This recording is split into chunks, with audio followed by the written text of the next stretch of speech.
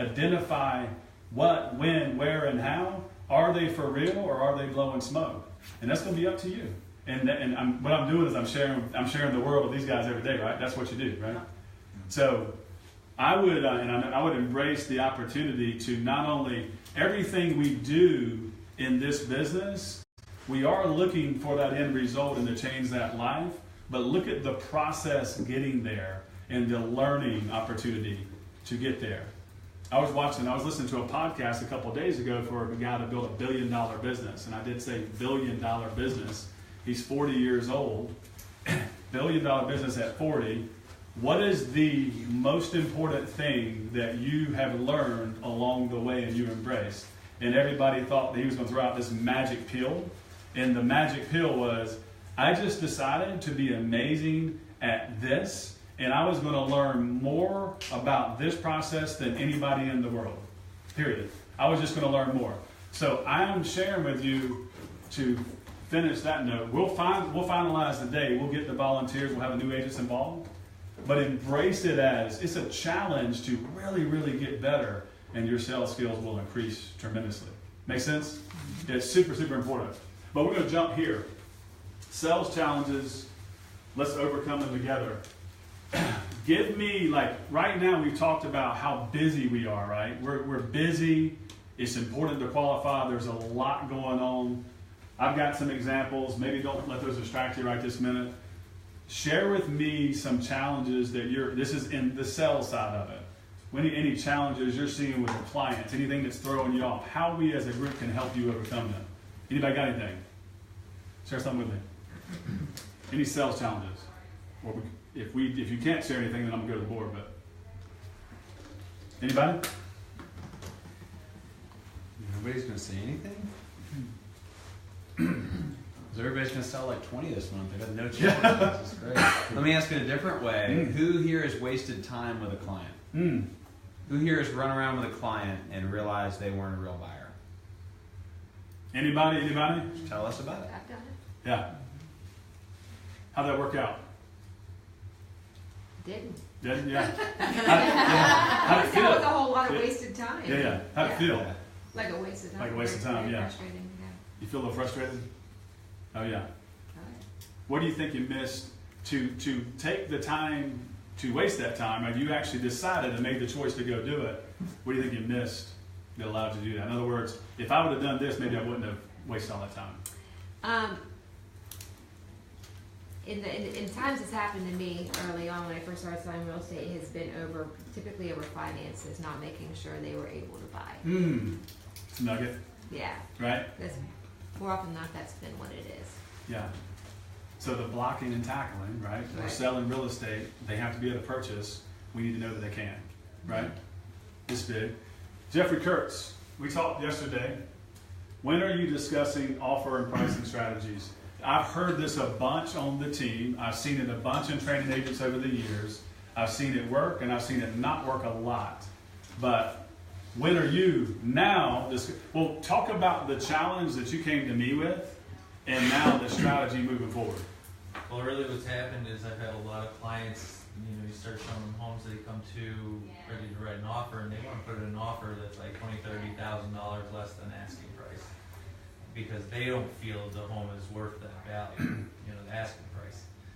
And, it's very difficult to explain to a client, look, that's not even going to be considered an offer like that. So what Coach T and I talk about doing is really in the beginning, when you're pre-framing your clients for what to expect with, throughout the transaction, that's something that I don't really touch on, and I'm going to start in my first really contact with them when I'm talking to them about how the entire thing's going to go. I'm going to really explain to them about our market. Homes are selling 98 to 100% asking price, and if you really, really want the home that that you want to purchase, you need to be prepared to pay full asking price, put up a good amount of earnest money, and make a strong offer. Otherwise, you're going to lose your offer, and you're not going to get your choice number one. You're going to end up settling for choice number 2 or 3, whatever it may be. But really, it's most important, like we talked about, just to get your client in the mindset that this is the market. We work in the market. We don't create the market. We just work in it. So you need to understand your clients and you need to understand the market. You need to match the two of them up and make your clients understand how the market works as well. 100%. How early are you going to have that now? Right away. Yeah. Right away. So Before we ever go out and see homes, anything like that, that's one of the things I'm going to be talking to my clients about. yeah. So that way they don't have this expectation they can go out to a $220,000 house and put a $185,000 offer in and expect that to be even close to acceptable. Yeah. So Mr. and Mrs. Smith, let me summarize here. Does that sound great? Yeah, wonderful. Based on our conversation, right, that we just discussed, and thank you so much for taking the time to share with me. We're looking for a 3-bedroom, 2-bath, 2,000 square feet. We're going to be 2 miles from the ocean. Big backyard. We have 2 dogs. Mother-in-law is going to be moving in, right? The budget's right around $300. We're putting down, about half, $150,000, so we need financing. We've already sold our house. We're contracting to close in the next 3 weeks. We want to be in as soon as possible, right? My son's going to be coming back and visiting. He just got a job in Charleston. That's why we're moving to Myrtle. That's another big reason. And we want to be able to walk on the beach every day. It's been one of our dreams forever. How am I doing? Have I missed anything? And they're like, oh, you're doing great. Well, you forgot to mention that, you forgot to summarize that our friends live right down the road. Oh yeah, big deal. Yeah, your friends live right down the road. How we doing? Doing good. So once you've summarized everything, right, now it's like, great, we have a great plan. I'm looking forward to meeting you tomorrow at 10, or Saturday at 2. I'm going to confirm with you the day before, right? If anything comes up, you have my cell number. I'm definitely going to call you. Yep, everything's good. Okay, before we get off the phone, I just want to share with you how the real estate process actually works here in our market. Are you familiar with our market, or how familiar are you? Not really, this, that, and the other. But when I share that with you, I just want to share with you the purchase, how it actually works, the process of purchasing. And then you're going to talk to them about the market. You're going to talk to them about your budget is $300, right? The market right now is 98% to 103% of the purchase price. Why did I say 103%? We're getting a lot of multiple offers. That's the world we live in today. I'm going to grab a calculator then. I'm still on the phone with them, guys. I'm going to grab a calculator. I'm going to break down 300, so we're looking at homes that are 300. So 98% would be 293. So we're not going to come in any lower than that to get the home. We're probably going to start around 296 to 297. Maybe full price. Are you prepared to do that? So what have I just done right there? Well, no, Scott, I want to get a deal. Yeah. Well, of course, everybody wants to get a deal, right? We understand that. But, Mr. Jinx, the bottom line is that has passed. This is not a deal market. A deal in today's world is actually buying at market value. These homes are moving, and we want you to get a deal as well. That's why I'm having this conversation, because I want to make sure that we're prepared to get that deal, which is the market value. It's not my opinion. It's actually what's going on in the market. So let's talk about it again. House is going to be $300. I just want to make sure we're prepared to pay $293, $295, and start there. How does that sound to you? You guys prepared for that? Have you discussed that before? Not really. Could we start lower and see what happens? Well, we always could start lower and see what happens. Starting lower and seeing what happens lots of times ends in us not getting that home. You and I, we do in this process, one thing I like to create with my clients is a win-win relationship. Mm-hmm. And so when we find that home, which we're going to do a lot of research on, it's going to be all about your needs and your desires and everything you want. We find that home. I'm sure that you're going to want your first choice, right? Well, sure. Yeah. The clients that are starting lower in today's world are missing out to other offers that are starting within the market. And then we're on to our second or third choice. And Mr. Jinx, seriously, after talking to you, I'm sure that you're not the type of person that wants your second or third choice, are you? No, I definitely don't want to be involved with multiple offers. That's not good for anybody. Right? So basically, I just wanted to have that conversation so then we can focus tremendously on just your purchase. We already know our numbers. We've talked about escrows. We know what it's going to take. We've talked about closings. Now we're just all excited about going to find that home. Sound good? Right? I mean, the devil's in the details, guys. I'm guessing, it's no big deal, but I'm guessing you probably haven't taken a conversation to that level yet. Has anybody taken it to that level? In the middle of it right now. Yeah, right. It's important to do it earlier. The earlier you do it, an hour ago, huh? Yeah. What am I doing though? So I'm future pacing them to show them the end result that they're looking for.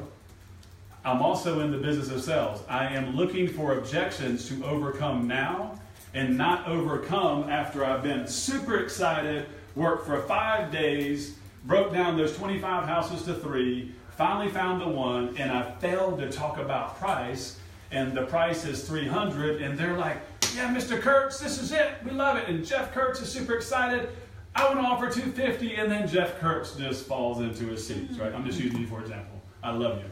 Right? But it happens, guys. Why do I share that? It's happened to me, right? We had to all learn. We've all been there. But be the professional and do this. When it's busier, what does everybody want to do? They want to run faster. They want to run faster and speed up. Opportunities are endless. It's super busy. This doesn't mean speed up. This means slow down, right? Be prepared. Have them prepared. Let me ask you this. Why, when it's busier and you got more opportunities, do you slow down? Somebody's got to give me that one. Why would you slow down when you have more opportunities and it's busier? Makes it easier on the back end. Yeah, 100%. You have to be more efficient. I mean, you're kind of forced to, when you're busier, to be more efficient and get to the point. Yeah. Sometimes when you're slower, you get a little lazy and not follow that best practice. Everybody thinks it's like, is anybody ever waited tables? Yeah. Right? All of us. It's actually, I'm glad, it's super important. I want all my kids to do it, and get beat up a little bit, right? And public service, working with the community, working with the public.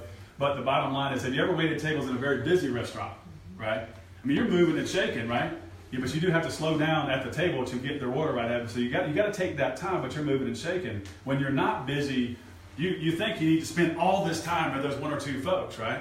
And you actually, that's not really where you need to be. In this business, everybody wants to move so fast when they're busy, but they forget the most important time, and that's taking that order and learning about the folks. Is the most important time. So you've got to just take that time to just slow down, get the details, find out everything that's really driving them, and then share with them the process of purchasing real estate.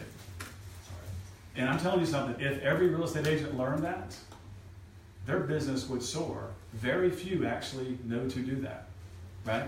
They're just telling, showing. They don't slow down enough to understand, and they definitely don't slow down enough to share with the process of purchasing real estate, because you will overcome objections, and the purchase will then be congratulations. Now Jeff's with them. He's already had the conversation. Congratulations. Yep, and Jeff's like, yeah, we're going to offer $297. He's telling the client because we've already had the conversation. They're like, yeah. Then they go, no, let's offer $299, right? Okay, let's do that. Now you're winning. But if the first time you have a conversation is when you're getting ready to write that offer, it's guesswork then, right? And we've all been there. So super, super, super important.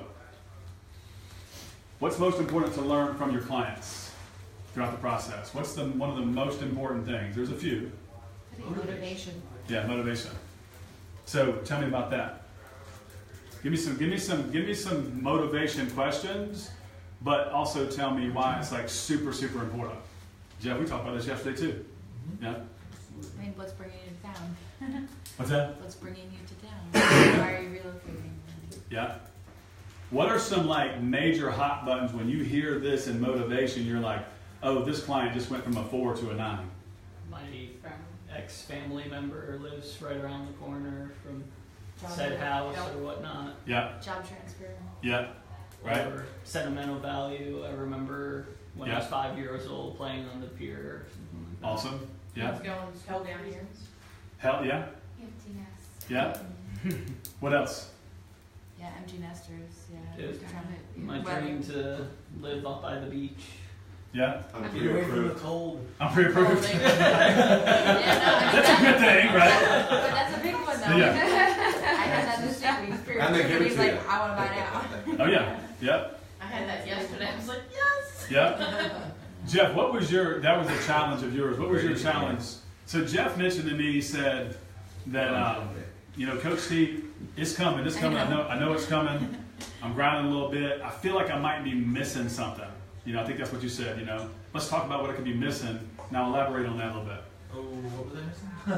I'm missing that part. You're sorry. missing what you were missing. Wake up. No, so the bottom line was we talked about the why, the motivation, but you were like, I feel like I might be missing something in the process, in my presentation, in my communication, and maybe you weren't as focused on their true why and staying there when that hot button pops up, live in that moment of focusing on the fact that they are going to be walking on the beach every day for the rest of their life. That's what they dreamed about.